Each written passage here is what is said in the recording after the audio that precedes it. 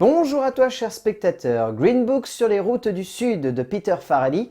Je pense que c'est un film qu'on attendait un petit peu tous, pas que moi je pense, parce que le film a tellement un écho surdimensionné aux États-Unis, il a plein de nominations à tous les festivals et les cérémonies en ce moment, il part favori pour les prochains Oscars. Honnêtement, je pense qu'il a un des CV les plus attrayants que j'ai vu pour un film de ce genre depuis un bon petit moment.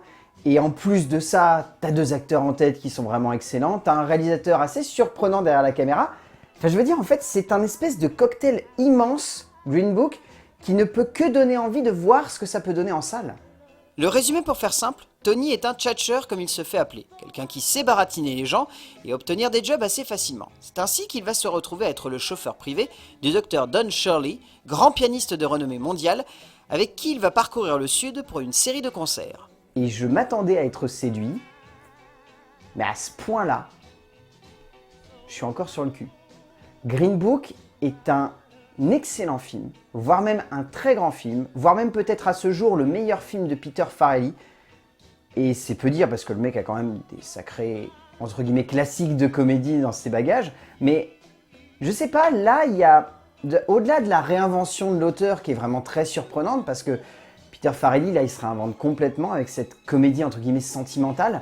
Et au-delà de ça, il y a tout le message, tout l'aspect très politique, sans pour autant que ça prenne trop le pas sur l'aspect émotionnel et cinématographique de l'œuvre. Il y a toute cette forme, en fait, qui fait que Green Book, on ne peut que aimer cette œuvre. Je pense qu'il y a très peu de gens qui vont avoir vraiment un avis négatif sur le film, parce que certains pourront dire que c'est classique, d'autres pourront dire que ça a une forme un peu convenue, d'autres que c'est un peu trop larmoyant et parfois cliché, mais je trouve que le film est très équilibré dans toute sa substance, que tous ces points que je viens de citer, ça ne ressort jamais comme étant des points négatifs, mais au contraire des points très positifs qui mettent en avant les qualités d'une œuvre, qui cherche absolument, au-delà de conquérir le spectateur, à porter un message d'ouverture d'esprit, d'ouverture culturelle.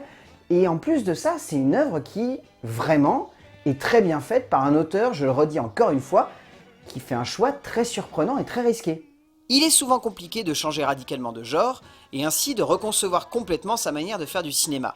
Et en cela, c'est un projet casse-gueule que de se retrancher dans la comédie émotionnelle, là où on l'a toujours fait dans sa vie, de la comédie potache et délirante finalement. Pourtant, Peter Farrelly, sans son frère Bobby, a choisi de nous offrir une adaptation étonnante, celle d'un célèbre livre retraçant le voyage unique d'un homme et d'un autre, d'un baratineur et d'un musicien, d'un blagueur et d'un dandy, pour une œuvre tout simplement magique, un instant de cinéma superbement suspendu dans le temps qui réussit à être non seulement une belle reconversion pour le frère Farrelly, mais également un film humain et brillant de maîtrise par la même.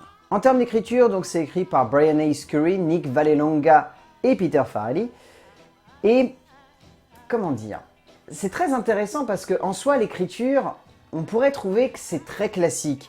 Pas forcément dans la narration, pas forcément dans la dramaturgie, simplement dans l'enchaînement des différentes actions. Parce que le film est un road trip et le scénario veut épouser une forme de road trip extrêmement simple. C'est-à-dire où le principe, c'est presque uniquement d'avoir pour seul antagoniste des petites embûches qu'il va y avoir tout au long du chemin. Mais ce que je trouve être très intéressant dans cette écriture, c'est que au-delà des traits de caractère des personnages qui sont vraiment superbement conçus, ce qui ressort le plus de cette écriture, c'est une envie de nous montrer un voyage où l'ennemi, c'est l'Amérique. Et là, vous vous dites comment ils ont réussi à rendre ça logique et clair sur quasiment 2h15 de film. Et bien en faisant en sorte qu'on ait tellement d'accroche par rapport à ces personnages, qu'ils soient tellement ancrés dans la culture américaine, que du coup, on ne puisse que les apprécier et donc comprendre pourquoi ils ont du mal avec l'Amérique qui les entoure. Parce que tout le principe du film, c'est de mettre en place des situations qui vont inciter, entre guillemets, le spectateur à imaginer ce qui va se passer. Parce qu'on nous a placé des stéréotypes en début de film. On nous a placé le docteur Don Shirley, qui est quelqu'un qui semble très bien dans ses pompes, mais pas forcément ancré dans la culture afro-américaine. Et nous avons Tony Lip en face, qui est quelqu'un qui est très ancré dans la culture italo-américaine, mais pas tant que ça dans les pompes de l'Amérique. Et le fait de les voir tous les deux comme ça, avoir un regard préconçu sur l'autre, ça fait que le choc des cultures est très fort, mais en même temps, il est complet.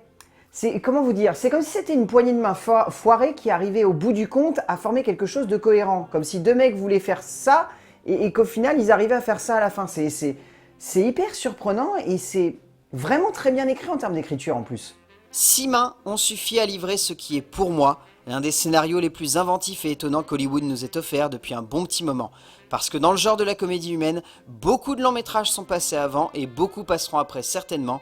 Mais qu'est-ce que c'est bien écrit ici? La répartie des personnages, les ping-pong de punchline, les instants d'humanisme suspendus dans le temps, la manière avec laquelle ces protagonistes jouent l'un avec l'autre avec les mots, bref, en la matière, c'est clairement l'un des scénarios les mieux conçus en termes de dialogue et de construction de l'évolution des protagonistes que j'ai vu depuis longtemps au cœur du cinéma américain mainstream, entre guillemets bien sûr. En termes de mise en scène, je pensais pas dire ça un jour, mais vraiment, c'est l'une des premières fois que je vois un auteur réussir à ce point-là à se réinventer. Parce que Peter Farrelly, avec son frère Bobby, il faisait des comédies qui étaient vraiment des comédies potages, des comédies presque lourdingues, où le but c'était avant tout d'enchaîner les gags. Et le côté un peu sentimental était généralement complètement à côté de la plaque. Si vous regardez Les femmes de ses rêves, honnêtement, le côté sentimental de l'œuvre, ça marche quasiment pas. Mais alors là, c'est un film qui pour moi réussit le mariage parfait entre émotion et rire. Où vraiment, il y a des moments où on est totalement transporté, où on a des énormes frissons qui nous parcourent toutes les chines, et il y a d'autres moments où on est vraiment éclaté de rire. Parce que, au-delà de savoir jouer avec les clichés que l'un et l'autre vont avoir sur chacun, entre Tony et Don, ce qui est très intéressant, c'est que on ressent la patte Peter Farrelly. Je sais que ça peut sembler bête parce que je parle de réinvention complète, mais en même temps, il n'oublie pas d'où il vient, Peter Farrelly, et du coup ça fait que tout son film passe son temps à citer voilà, les comédies gaguesques, à faire en sorte de créer des petits instants où on va avoir la sensation qu'il va y avoir une montée en crescendo du rire, et là où on se dit « Ah bah ça va s'arrêter là, la scène », il y a un petit moment d'émotion qui continue derrière. Et je trouve que ça se ressent vraiment tout au long du film. C'est pas juste des petits fragments à gauche et à droite où on va se dire « Ah, Peter Farrelly revient, Peter Farrelly revient ». C'est tout du long où on se dit « Peter Farrelly est là ». Et il veut nous montrer une autre manière de regarder son cinéma. Et à partir de ce moment-là, ben moi, j'étais totalement conquis en fait.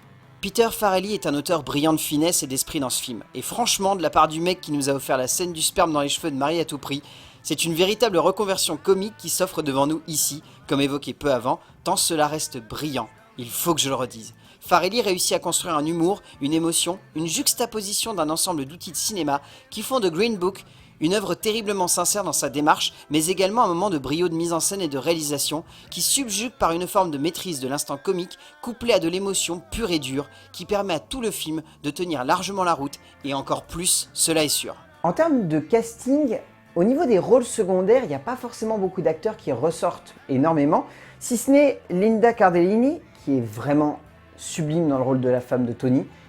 Elle est douce, elle est tendre, je sais pas, elle dégage vraiment quelque chose de rassurant et je trouve que ça fonctionne vraiment du feu de Dieu tout du long du film. Sébastien Maschilano et Dimitar Marinov sont vraiment excellents eux aussi. Dans l'ensemble, le casting secondaire en fait se fond presque dans la masse tellement ils forment un espèce de tout qui marche vraiment bien, à part Linda Cardellini qui ressort vraiment du lot je trouve.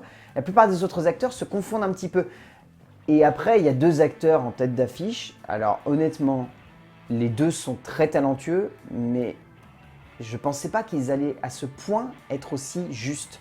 Viggo Mortensen est tout simplement impérial, livrant l'une de ses plus belles interprétations à ce jour, avec celle d'Aragorn évidemment.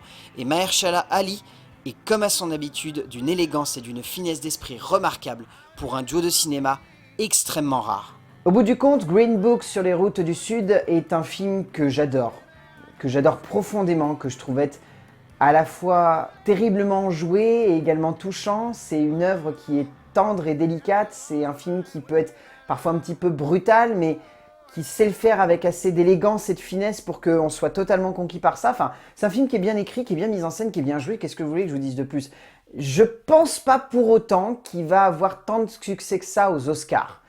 Je pense qu'il arrivera à remporter quelques catégories marquantes, genre meilleur scénario adapté, meilleur acteur peut-être, mais je pense pas qu'il va vraiment réussir à s'accaparer les grosses statuettes.